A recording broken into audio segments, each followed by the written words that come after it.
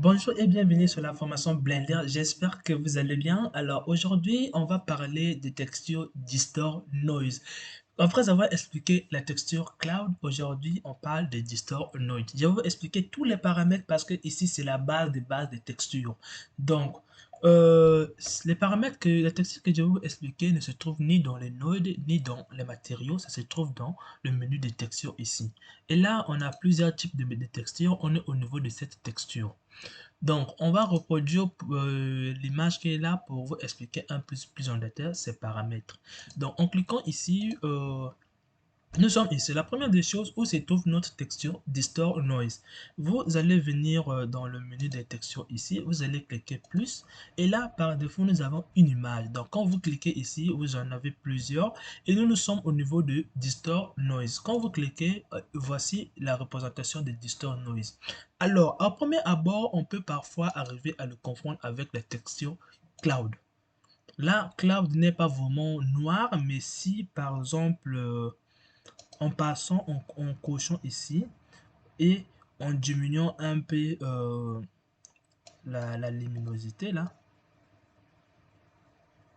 et en diminuant un peu la luminosité euh, en augmentant le contraste ici, comme vous le voyez, on se retrouve avec quelque chose qui se ressemble un peu au Distort Noise qui est noir ici.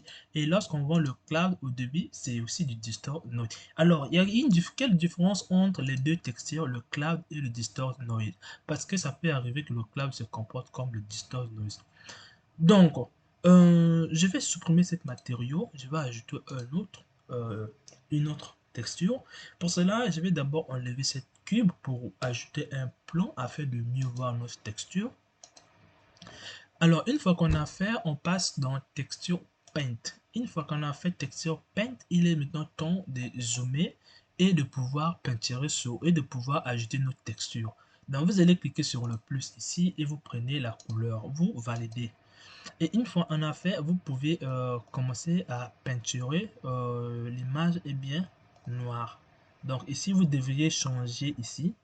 Donc, vous allez venir ici, vous allez voir bien l'image n'est pas, est toujours noire. Donc, vous allez venir ici, euh, venir un peu ici, choisir Distort. Et là, quand vous colorez, vous avez votre texture qui s'applique bel et bien. Alors, une fois fait, on va maintenant rentrer à l'explication des paramètres qui sont là. Le premier paramètre ici, vous avez plusieurs manières de voir le distort noise. Vous pouvez le voir sous forme de pixels.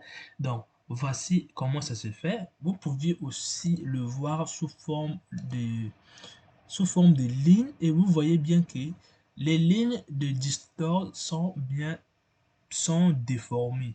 Mais les lignes de cloud, c'est pas déformé, ce sont simplement des lignes. Donc lorsque je passe ici, c'est simplement des lignes qui sont comme ça. Mais bref, moi je suis ici. Donc j'espère que vous avez compris. Si au cas où vous arrivez à une erreur, vous supprimez et vous ajoutez, vous prenez votre texture. Alors, une fois expliqué le sel ici, on va partir maintenant au crack. J'espère que c'est sous forme de ligne. On peut mettre simplement du flow, comme vous le voyez. On peut laisser même le vrai flow, donc le vrai distort qui est là. Bruit de Perlin qu'on appelle. C'est Perlin qui l'a créé. Et là, on peut... vous avez encore plusieurs manières en ajoutant un peu du blanc, comme vous êtes en train de le voir ici. Donc là, c'est comme si c'est une texture qui est liquéfiée. J'espère que vous avez compris à ne pas le confondre avec le texture magique qui est là, à ne pas le confondre. Maintenant ici, nous avions ici, comme vous l'avez vu, on a un bruit de perlin, mais on peut encore ajouter ici, ça c'est pour le flou. Ça veut dire le flou que vous êtes en train de voir ici. Mais votre texture ici pour la déformation, vous pouvez aussi le mettre flou, les déformations, en venant, en prenant par exemple je sais pas, on prend le crack et là vous voyez bien que vos bordures sont sous forme de carrés. Alors si vous prenez par exemple le sel, vos bordures deviennent des lignes. Et si vous prenez par exemple l'original perlin, ça devient simple. Là je prends blend et là je prends perlin, ça devient simplement du flou. J'espère que vous avez compris. Maintenant, ici, vous pouviez déformer encore vos textures, comme vous le voyez ici. Vous pouvez le déformer ou encore vous pouvez le diminuer la déformation. Ici, vous aviez le zoom, vous pouvez zoomer ici. Et ici, vous pouvez changer le comportement de votre texture face à la lumière. Mais on ne peut pas le voir ici parce que je n'ai même pas de lampe. Alors, ici, vous aviez la possibilité, si vous utilisez une couleur si votre texture est colorée, ici, le rouge, vous allez mettre le rouge en dominance. Donc, le rouge va dominer les autres couleurs. Ici, la couleur verte va dominer et ici, la couleur bleue va dominer. Donc, RGB veut dire red, gris, blue, qui veut dire rouge, vert, bleu. Maintenant, ici, vous avez le bridge. Le bridge, ici, en temps normal, ça permet d'augmenter un peu la luminosité en temps normal, mais ici, le bridge va changer un peu la superposition de votre texture. Donc, si je dézoome ici et que j'augmente le bridge, c'est comme si, comme vous êtes de voir, c'est comme j'augmente la luminosité sur le blanc en augmentant et là sur le noir j'augmente la luminosité sur le noir. J'espère que vous avez compris cela. Alors on va maintenant venir sur le contraste. Le contraste, c'est que si ici on n'a pas vraiment de flou, bon, on a un peu du dégradé, mais le contraste va enlever le fait que ce n'est pas vraiment la même couleur sur les bordures, ce n'est pas vraiment blanc. Donc, si vous augmentez le contraste ici, vous allez avoir quelque chose qui sera uniforme sur les bordures. La couleur sera blanc et là, ça sera noir.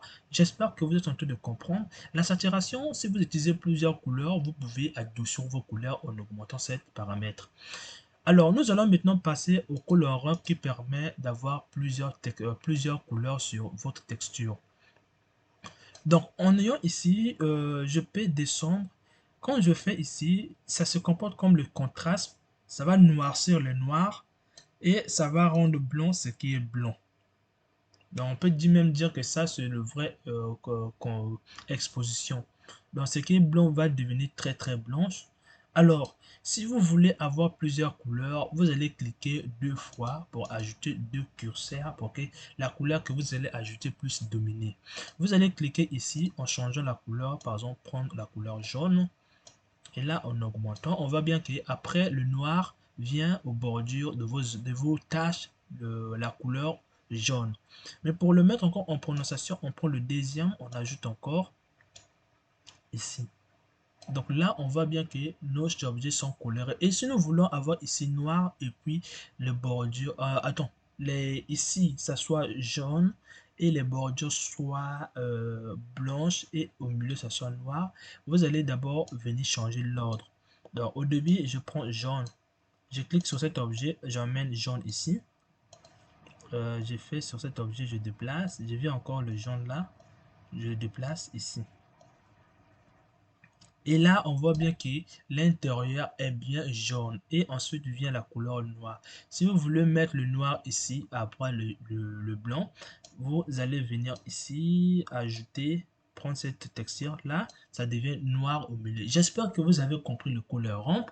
On se retrouve à la prochaine vidéo auquel je vais vous expliquer la texture image ou encore simplement vidéo. J'espère que cette vidéo vous a plu. N'oubliez pas de me mettre des j'aime pour sentir votre motivation. Alors,